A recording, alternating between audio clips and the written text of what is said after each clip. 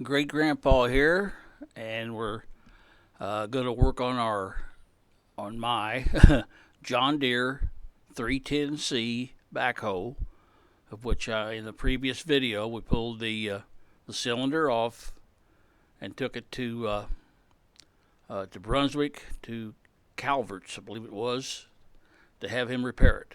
And this is a dipper. Uh, a dipper cylinder, and they call it a dipper cylinder. I understand because that arm on the right up there is the dipper arm because it holds the bucket, and apparently they're calling that the dipper, or because this piece of steel dips down. Anyway, this is the dipper cylinder. According to the book, weighs around 190 pounds, in that range. And what we're going to try to do here is lower it down and get that pin through that hole on the left where you can see the sky through. And we're not going to try for shims or anything else. We just want to get that. If we can get that pin through it, then that will stabilize the cylinder, and we'll be able to raise it would be the east end, because that is east it's facing over there, and west that the left one is facing, the left hole. So we're gonna try to shoot that down through there. This thing really came out well and easily, actually. And I didn't have to beat the pins with a sledgehammer, nothing like that. So hopefully we'll be able to slide it in with a minimum of persuasion, at least on this rear one. And once we get that in place somewhat, not sure how much, but somewhat in place, then we can raise the rest of the cylinder up and try to connect it with the hole up there. Now this is pretty amazing here, because if you just saw that, I just pushed that pin in by hand basically. And that's a rare instance when you can do that. I used to work on these in not the backhoes, but forklifts and man lifts, scissor lifts, that kind of stuff. And you don't see those pins go in like that very often. So apparently this was well maintained. It came from the county, and Jimmy Stewart told me that he thought they took pretty good care of it out there. I believe he used to work there at one time or another. And I bought this at Ernie Sauerball's spring auction a few years back. And the county put it up for bid. It is roughly a 1985 or 1986 unit. Very good unit, actually. I've done a lot of digging with it. And it's got the extend-a-hole, they call it, where that cylinder on the right, you can see that on the outside on the right up there, that actually slides up and down that dipper arm and lets the bucket extend out, I don't know, maybe 3 foot. I never actually measured it, to be honest, but the bucket does go deeper. Now here I'm going to use air and try to reposition the cylinder up there, the cylinder rod. And this will show you here, once it goes, you'll see it go pretty quickly. And this is because that air is not a steady mover like hydraulic. It has to build a pressure. And then when it reaches that pressure, I'm not going to say it pops, but it doesn't do a smooth movement. And so you would never want to have your hand in one of those holes feeling anything, because like right there, you cut your finger off. So we had a guy at work cut his off. And I never forgot about it, and I doubt if he has either. But with hydraulic, with the oil, you can make that go at about any speed you want to, steadily. But with air, you have to work up a certain pressure, and then it can hop. Now the hoses are off of this cylinder at both ends, so there's nothing, no vacuum holding that rod or anything. So I'm trying to move that rod just a little bit and get it lined up just slightly better up there. A heavier bar would have been handy, but I did not have one handy. And that is roughly, I think that was maybe a 1/2 inch, which was actually stout enough to move it a little bit, we got to move it a little. And so there we're going to try that pin and see if it just luck out like we did on the first one. That pin is 2 inches thick and 9 inches long, and it weighs at just a shade under 8 pounds. So it is heavy, and you would want to not let it come down on your finger or smack you in the face, that you would lose a mouthful of teeth probably. But 8 pounds don't sound like much, but when it's in that small a space, it's fairly heavy. At least for me, it is. So anyway, the shovel there is my lever, my fulcrum. I was trying to tilt that cylinder a little bit there with it. And I'm not sure where I'm going now. I'm going to go get a ladder. Now, if you had a flashlight, it could really be helpful here. You could shine it in there, see what was going on. I must have, I don't know, 15 or 18 flashlights I've bought the last 2 or 3 years, and I could not find a one for this, naturally. Never where you want them, for me anyway. So what you do, since you never want to put your finger in there under any circumstances, is you get a screwdriver or a rod or something and try to see how the pinhole is lined up with the holes at the rod that the pin is in right now, to see how close it is. Now you can see there's a slight taper on that pin, and a good heavy hammer or small sledge, you could probably drive it on in, but I'm in therapy right now for my legs and shoulder, and I didn't want to swing anything that heavy. So I've got, what you will see here is a shot hammer, which has lead shot inside of it, and it's what I got them out with.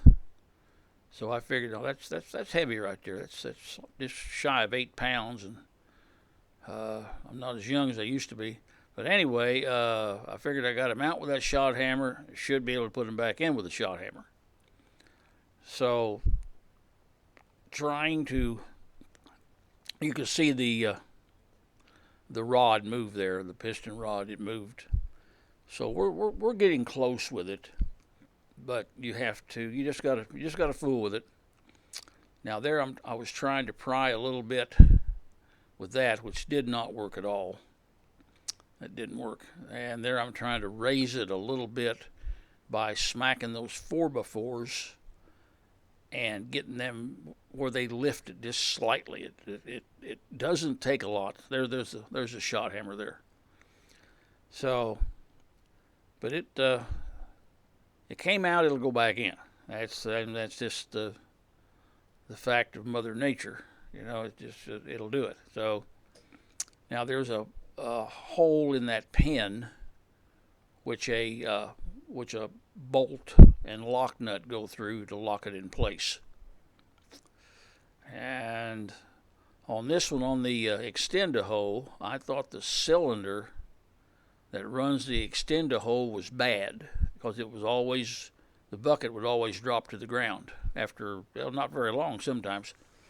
But I was just dreading the thought of even getting inside there and trying to fix that cylinder. I just perished the thought on doing that.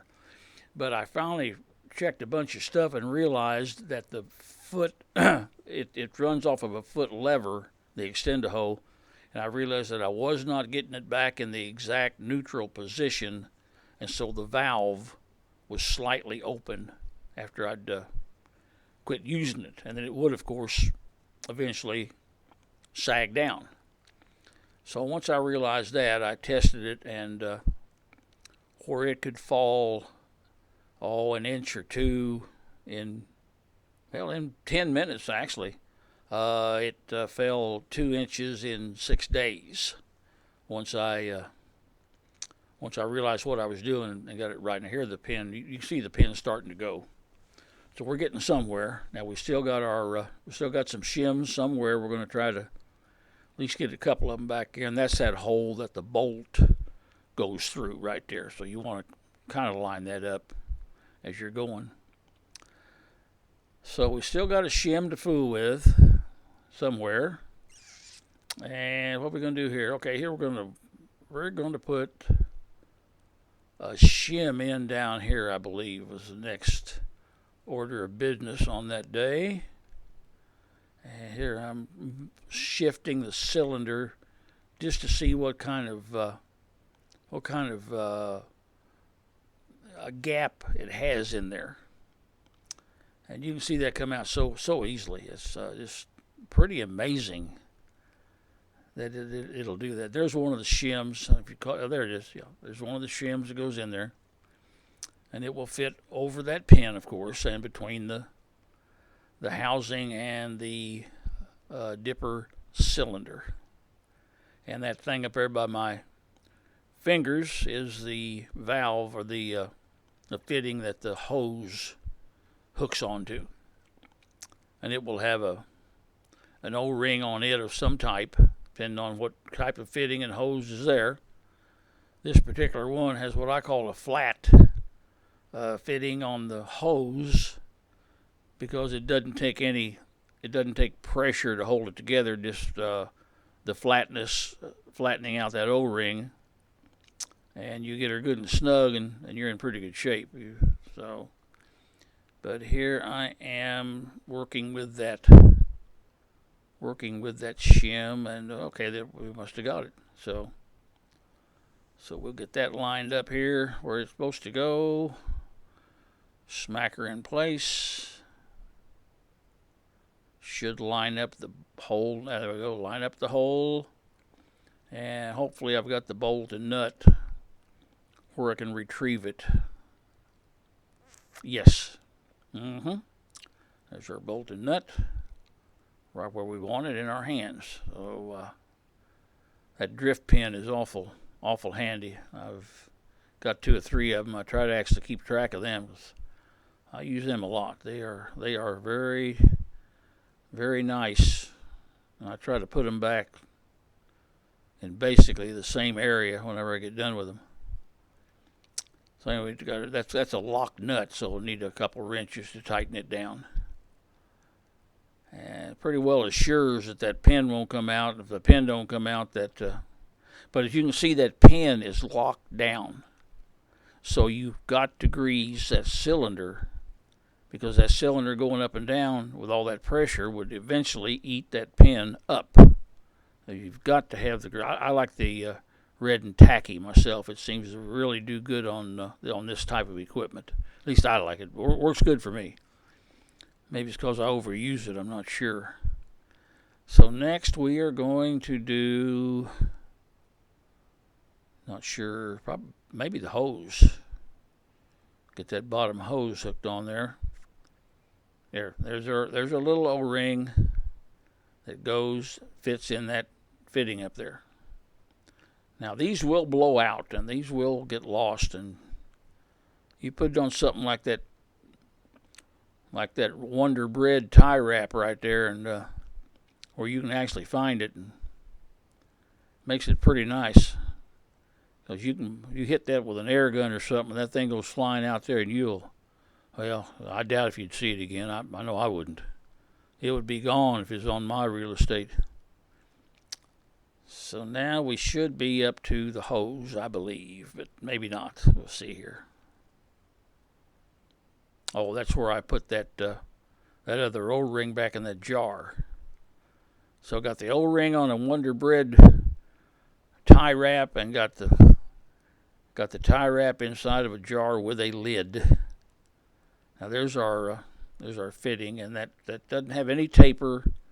It's not a lock thread. It's not a 45 angle. It's just a flat piece of metal that fits down on top of that fitting and smashes that O-ring and seals it. And let's see, there goes Phil, my neighbor. He must be getting home. And so you don't want to tighten that down with like 500 foot-pounds of pressure. You want to get it good and snug, and that's it. So here we're attempting to put the other spacer in, and I don't think I was able to get it from this side. I don't believe it. It just didn't work out for me. I think it kept falling off. But we'll see here pretty shortly.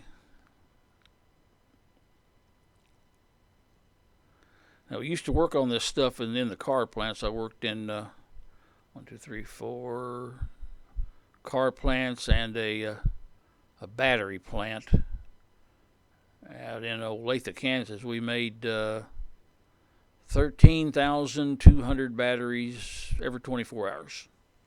Place pretty well ran around the clock. They ran it a lot on overtime. And they always seemed to have plenty of orders. I was out there for, from 92 to 9. So I was out there 7 years at the battery plant. And I really enjoyed it. I got to wound up getting in the International Union as a safety guy, and I taught classes there at Olathe, safety classes. It was a very enjoyable job, and of course, whenever that happens, as you all know, General Motors sold the company. So about my retirement time anyway, so for me it worked out okay. And I've loved every minute of it since then. But anyhow, we got the shim in, and here comes the pin, as you can see. Slowly working its way through. We're sitting in tall cotton now anyway. We're doing good. Walking in tall cotton. Old times there are not forgotten. Okay, so we got that. There's our drift going down through there, getting it lined out. I'm assuming there's a bolt and nut over there. I don't know if it'll show it or not, but I think there was one. Yep, there it goes. There goes our bolt and our lock nut. Good. Good. So now we got one hose to hook up right there by my arm. And eventually we'll tighten those keeper bolt and nuts up. And what is going to be next here? There, I'm putting on the hose. Or attempting to anyway. I think I didn't want to move the ladder or something. And but it finally took. Because the threads are getting less clear. Alright, so we got that going good. When you do these hoses, any hose anywhere, hydraulic or air, whatever, you turn that sucker 3 times without a wrench. Because if you cross thread that stuff, it is a pain to fix. Now, that's about all I'll say about it, but it is a pain if you get it cross threaded. Okay, here we're going to grease. Put a little red and tacky down in there before we test it out to see what it does.